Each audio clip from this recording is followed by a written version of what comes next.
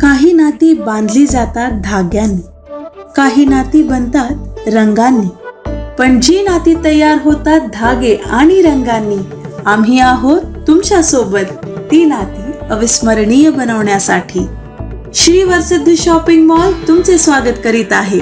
तुमच्या आयुष्यातील सर्वात सोनेरी नात्याचा सण साजरा करा आमच्या सोबत. या आमच्या वेडिंग कलेक्शन मधून निवडा, जिथे प्रत्येक मजल्यावर काहीतरी वेगळं तुमची वाट पाहत आहे. महिलांसाठी wedding saris, ethnic wear, lehenga आणि ladies wear, churidar, kurtis, western wear. पुरुषांसाठी सूटिंग, शर्टिंग, एथनिक वेअर आणि फॉर्मल वेअर, कॅज्युअल वेअर. बालकांसाठी वेडिंग ड्रेसेस, एथनिक वेअर आणि कॅज्युअल वेअर. तर या श्री वरसिद्धीचे कुटुंब तुमच्या कुटुंबाची वाट पाहत आहे. श्री वरसिद्धि शॉपिंग मॉल, आजाद गार्डन जवळ, कस्तूरबा रोड, चंद्रपुर. आज पूरे भारत में सांप्रदायिक स्थिति गर्माती हुई नजर आ रही है, जिसमें कई लोगों का मानना है कि ये सब राजनीतियों की प्रपंच या साजिश है. इसी दौरान हर बार ऐसी घटनाएं सामने आ जाती हैं जिससे लोगों को विवश होकर मानना पड़ जाता है कि सांप्रदायिकता राजनीति से परे हमारे दैनिक जीवन से ही संबंधित है. भारत में सभी लोग धर्मों को छोड़कर लोकतंत्र को मानते हैं. उन्हें हिलाकर रख देने वाली नागपुर की एक घटना सामने आई है, जिसमें विश्व हिंदू परिषद ने दिए जानकारी के अनुसार एक हिंदू युवती के साथ उसके 31 वर्ष के मुस्लिम पड़ोसी ने हिंदू धर्म से संबंधित नकारात्मक बताकर उसका शारीरिक शोषण भी किया.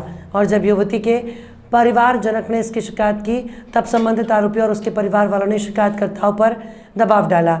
इसलिए उन्होंने इकट्ठे होकर प्रदर्शन करते हुए शिकायतकर्ताओं का सहयोग किया है.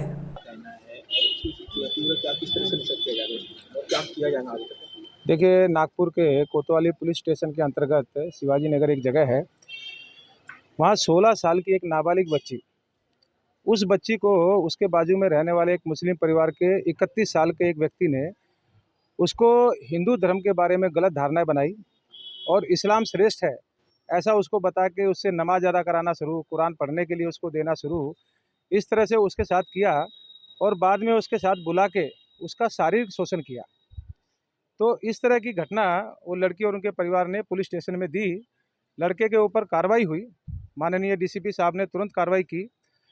आज लड़की अपने घर से भागी किसी के साथ में, और वो आरोपी के परिवार के लोग उनको लेके यहाँ पे पुलिस स्टेशन में आए और लड़की अपनी कंप्लेंट वापस ले ऐसा दबाव बनाया. जब ये जानकारी हमें मिली तो तब हम सब अपने कार्यकर्ता हम लोग सब यहाँ पर आए और उससे हमारे ध्यान में आया कि यहाँ पे गलत आदमियों के साथ गलत लोग खड़े थे और वो परिवार और उनकी बच्ची के ऊपर दबाव बनाने का प्रयास किया. आज पूरे परिवार के जो पीड़ित परिवार है उनके ऊपर इतना दबाव है कि वो अपना महल का घर छोड़ के दूसरी जगह रहने को मजबूर है. ये पूरे घटना का हमने डीसीपी साहब को बताई. उन्होंने बोला कि बिल्कुल हम इसमें आपको पूरा कोऑपरेट करेंगे. और जिस तरह से लड़की की एक मानसिकता बनाई कि हिंदू धर्म के प्रति कि भाई ये धर्म खराब है, हमारा धर्म श्रेष्ठ है, तो हमने बोला कि आप ये धर्म परिवर्तन का मामला लगता है, आप इसके ऊपर वैसी भी कलम लगा के तुरंत उनके ऊपर कार्रवाई करें. देखिए, परिवार के लोगों का फ़ोन आया. उन्होंने बताया कि भाई उन लोगों की तरफ से बहुत सारे लोग यहाँ पर इकट्ठे हुए हैं और उन्होंने दबाव बनाने की कोशिश भी की. लड़की से फ़ोन पे बात कराने की भी कोशिश की ताकि वो बात करे, लड़की अपना स्टेटमेंट बदले. पर लड़की माइनर है. उनके माँ बाप और लड़की ने जो कंप्लेंट की है उसको के अंतर्गत केस दर्ज हुआ है और उसमें लड़के को रेप और इस तरह की जो कलम लगी है तो निश्चित तौर से उसके ऊपर कार्रवाई होगी. देखिए, हमें तो ऐसा लगता है कि लव जिहाद के साथ साथ धर्म परिवर्तन का भी ये मामला बनता है. पहले लड़की को अपने धर्म के बारे में बताना, हिंदू धर्म के बारे में गलत, उनके भगवानों के बारे में गलत बातें उनको बताना और उसकी आस्था बदलने का भी प्रयास ही हो रहा है.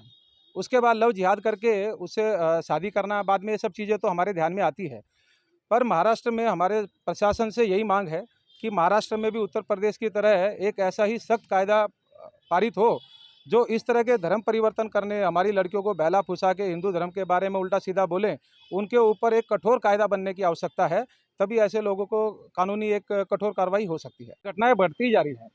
हम भी प्रशासन से बार बार वही मांग कर रहे हैं कि इस तरह की घटनाओं पे ध्यान दीजिए. ये सिर्फ रेप, छेड़खानी या उस तरह का विषय नहीं है. पहले उसकी आस्था बदलना, फिर उसको बहला फुसला के हिंदू धर्म के प्रति उसके मन में घृणा पैदा करना. बार बार हम प्रशासन को बोल रहे हैं कि एक इस तरह का कायदा बनाए ताकि इस तरह की घटना को कोई अंजाम ना दे पाए और उनके ऊपर कठोर से कठोर कार्रवाई हो। नागपुर के सदर थाना क्षेत्र में रहने वाले सुमित यादव के घर पर लूट हो गई। इसमें करीब 14 लाख के सोने चांदी के आभूषण चोरी हुए। इस घटना में शिकायतकर्ता को स्वयं की पत्नी पर शक था, लेकिन सबूत नहीं मिल पाए। जब पुलिस ने घटना की बारीकी से जांच की तो पता चला कि घटना वाले दिन योजना के मुताबिक पत्नी अपने पति को बाहर ले गई। जैसे ये दोनों बाहर गए तो चोर घर में घुस गया और कुछ देर बाद घर लूटकर फरार हो गया। लेकिन सीसीटीवी में ये प्रकरण रिकॉर्ड हो गया, जिससे पुलिस ने उसकी तलाश शुरू कर दी। रामटेक तालुका में उसके घर पहुंची और उसके घर की तलाश ली गई। सोने चांदी के गहने पाए, लेकिन आरोपी नकदी लेकर भागने में सफल रहा। पुलिस ने एक-एक कर खुलासा किया और वादी की पत्नी समेत एक आरोपी को गिरफ्तार कर लिया। शिकायतकर्ता की पत्नी ने भी गुनाह कबूल कर लिया, लेकिन चोर अभी भी फरार है और पुलिस उसकी तलाश कर रही है। इस पूरे प्रकरण की जानकारी सदर पुलिस स्टेशन नागपुर के पीआई संजय मेड़े ने दी है। स्टेशन सदर यहाँ पर अपराध क्रमांक 372/23 कलम 454, 380, 414 और 34 आईपीसी के तहत एक मामला दर्ज किया गया है, जिसमें कि जो फिरियादी हैं सुमित अशोक यादव, उम्र 33 साल, रहना गड्डी गोदाम। यह अपनी मिसेस को लेकर घर में लॉक लगाकर अपने चाचा से मिलने पुलिस स्टेशन गिट्टी खदान यहाँ उनके एरिया में गए थे। 3-4 घंटों बाद वो अपने घर में जब वापस लौटे तब उनको दिखाई दिया कि उनके घर का जो लॉक है वो वहाँ से गायब है और उनके घर में चोरी की गई है। उनके घर में उन्होंने सीसीटीवी कैमरे लगवाए थे। हमने सीसीटीवी कैमरे खंगाल कर आरोपी की जो मोडस है उसका बारीकी से मुआयना किया और आरोपी जो है वो कोई जान पहचान वाले ही हो सकते हैं, ऐसा हमको लगा। मेरी जो डीबी टीम है पीएसआई धोरट और उनकी पूरा स्टाफ, उन्होंने काफ़ी मेहनत करके जब हमने काफ़ी गहराई से इंट्रोगेशन किया उस आदमी की मिसेस को, यानी कि फिरियादी की मिसेस को, तब उसने कबूली दी कि उसके जो शादी के पहले के दोस्त हैं वो दोस्त को टिप देकर ही वो चोरी करवाई गई है। इसमें कुल 6,75,000 कैश और बाकी के सोने के जेवरात, ऐसा टोटल मिलाकर 13,60,200 रुपये का जो मुद्देमाल है वो चोरी किया गया था। हमारे डीबी टीम ने 24 घंटों में इसका इन्वेस्टिगेशन कंप्लीट करके जो सोने के जेवरात है वो पूरे के पूरे रिकवर किए हैं। आरोपी को हम ढूंढ रहे हैं, वो जल्दी मिल जाएंगे। लेकिन जब हमने फिरियादी की जो पत्नी है उसको इंट्रोगेट किया तब उसने कबूल किया कि उसने टिप देकर ही ये चोरी करवाई है। शायद पति पत्नी के बीच में कुछ अनबन चल रही थी, उसी के चलते उसने अपने दोस्तों को कहलवा कर ये चोरी करवाई है। हमने उस पत्नी को भी अरेस्ट किया है। अभी पत्नी एमसीआर पर जेल में दाखिल है। नागपुर के सुप्रसिद्ध अल जमजम रेस्टोरेंट की शाखा अब चंद्रपुर में भी, hotel Al Zamzam Galaxy.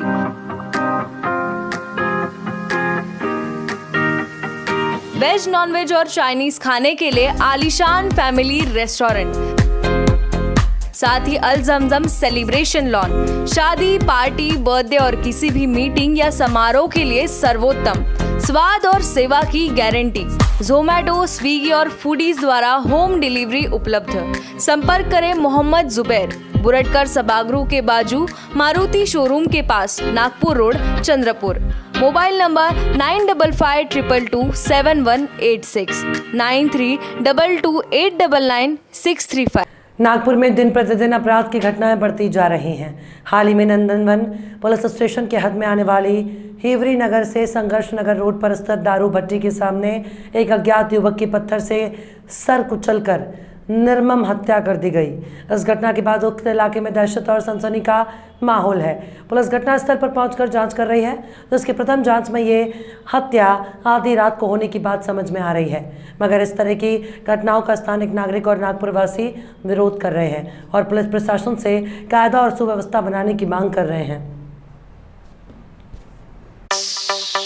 Kancha's Fast Food, most famous and best Chinese fast food center of Chandrapur. Best stays, outdoor and indoor sitting arrangements, best services at reasonable rates. We offer veg Manchurian, paneer Manchurian, veg chili, chili chana, chili paneer, veg noodles, Hakka noodles, Szechuan noodles, cocktail rice, paneer rice, Szechuan rice, fried rice.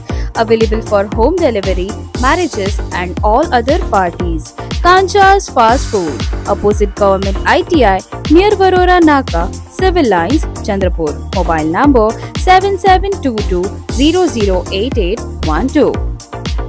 Web series black justice का trailer 27 जून को नई दिल्ली के press club of India में launch हुआ।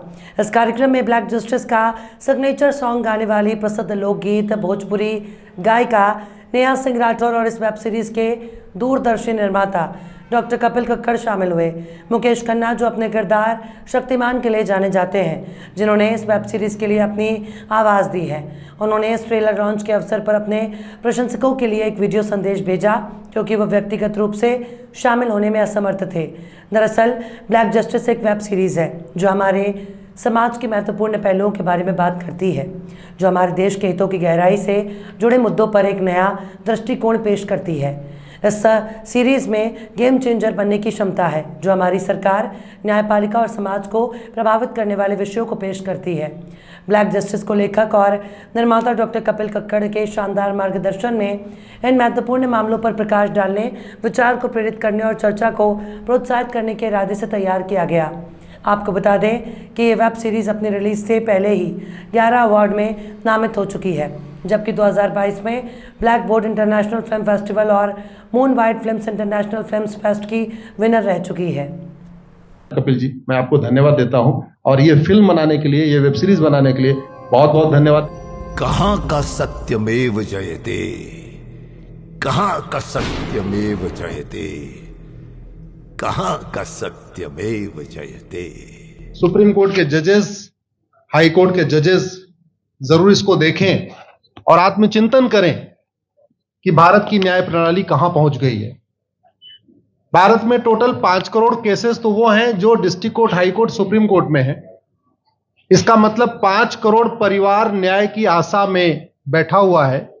On an average एक परिवार में 6 आदमी रख लीजिए, तो यानी 30 करोड़ लोग न्याय की आस लगाए बैठे हुए हैं। 30 करोड़ का मतलब एक अमेरिका, 30 करोड़ का मतलब 15 ऑस्ट्रेलिया, 30 करोड़ का मतलब 7 कनाडा, 30 करोड़ का मतलब 1.5 ब्राजील। इतने लोग भारत में न्याय की आस में बैठे हुए हैं और ये 5 करोड़ केस